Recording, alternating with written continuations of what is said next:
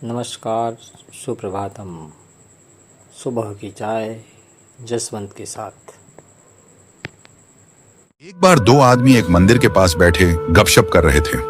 वहां अंधेरा छा रहा था और बादल मंडरा रहे थे। थोड़ी देर में वहां एक आदमी आया और वो भी उन दोनों के साथ बैठकर गपशप करने लगा। कुछ देर बाद वो आदमी बोला, उसे बहुत भूख लग रही है। उन दोनों को भी भूख लगने लगी थी। पहला आदमी बोला, मेरे पास 3 रोटी हैं। दूसरा बोला, मेरे पास 5 रोटी हैं। हम तीनों मिल बांट कर खा लेते हैं। उसके बाद सवाल आया कि 8 रोटी 3 आदमियों में कैसे बांट पाएंगे।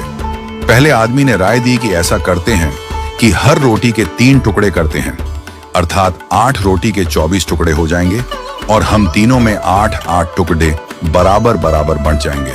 तीनों को उसकी राय अच्छी लगी और 8 रोटी के 24 टुकड़े करके प्रत्येक ने 8-8 रोटी के टुकड़े खाकर भूख शांत की और फिर बारिश के कारण मंदिर के प्रांगण में ही सो गए। सुबह उठने पर तीसरे आदमी ने उनके उपकार के लिए दोनों को धन्यवाद दिया और प्रेम से 8 रोटी के टुकड़ों के बदले दोनों को उपहार स्वरूप 8 सोने की गिन्नी देकर अपने घर की ओर चला गया। उसके जाने के बाद दूसरे आदमी ने पहले आदमी से कहा, हम दोनों 4-4 गिन्नी बांट लेते हैं।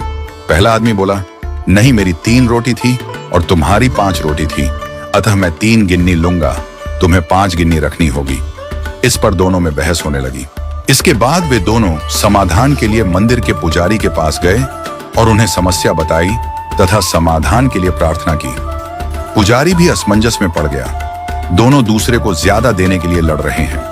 पुजारी ने कहा, तुम लोग ये 8 गिन्नियां मेरे पास छोड़ जाओ और मुझे सोचने का समय दो, मैं कल सवेरे जवाब दे पाऊंगा।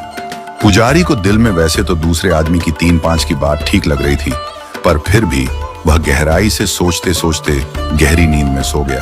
कुछ देर बाद उसके सपने में भगवान प्रकट हुए तो पुजारी ने सब बातें बताई और न्यायिक मार्गदर्शन के लिए प्रार्थना की और बताया कि मेरे ख्याल से 3-5 का बंटवारा ही उचित लगता है।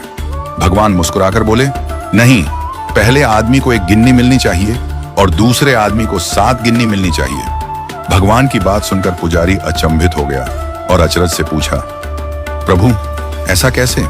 भगवान फिर एक बार मुस्कुराए और बोले, इसमें कोई शंका नहीं कि पहले आदमी ने अपनी 3 रोटी के 9 टुकड़े किए, परंतु उन 9 में से उसने सिर्फ 1 बांटा और 8 टुकड़े स्वयं खाया, अर्थात उसका त्याग सिर्फ 1 रोटी के टुकड़े का था, इसलिए वो सिर्फ 1 गिन्नी का ही हकदार है।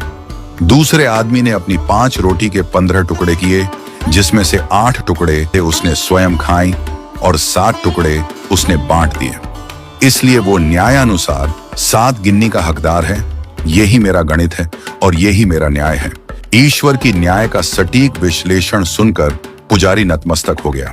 इस कहानी का सार यही है कि हमारी वस्तुस्थिति को देखने की, समझने की दृष्टि और ईश्वर का दृष्टिकोण एकदम भिन्न है। हम ईश्वरीय न्याय लीला को जानने समझने में सर्वथा अज्ञानी हैं।